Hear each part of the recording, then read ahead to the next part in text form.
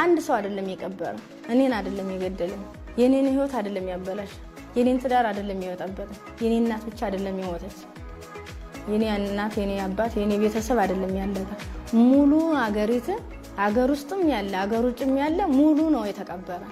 የተሳሳተ መረጃ ሆኖ የከልቤን ያዘንኩት በቤተሰቡ ስም ሁሉም አንገቱን የደፈው እኛ ብቻ አይደለም አገሩ በሙሉ።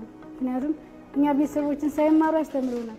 ርቀት መንገድ ነው ስንቅ ተሸክመው ማለት ምን ለማለት ብቻ ቃላት የለኝም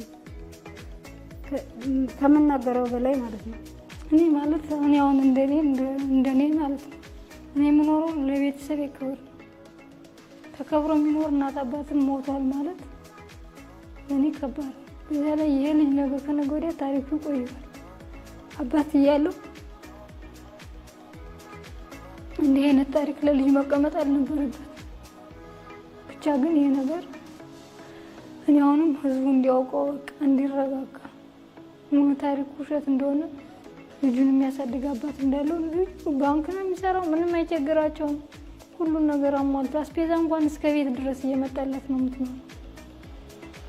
ስለዚህ ያው የልጁን ነገር ይሄን ነገር ሲሰማ ምን ማለት እንዳለበት እንግዲህ አባቱ ራሱ ጥያቄ ውስጥ ነው ያለው።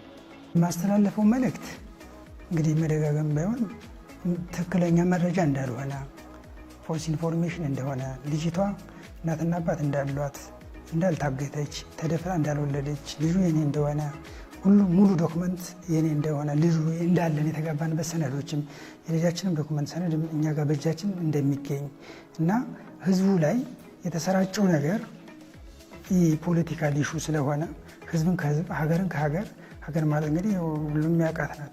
ሀገር ከሌለ መኖር አንችልም። ስለዚህ ሀገርና ሀገር የፖለቲካል ኢሹ ስለሆነ ይህኛውን ለማራገብ ትክክለኛውን ኢንፎርሜሽን እንዲሰራጭ ነው የምፈልገው።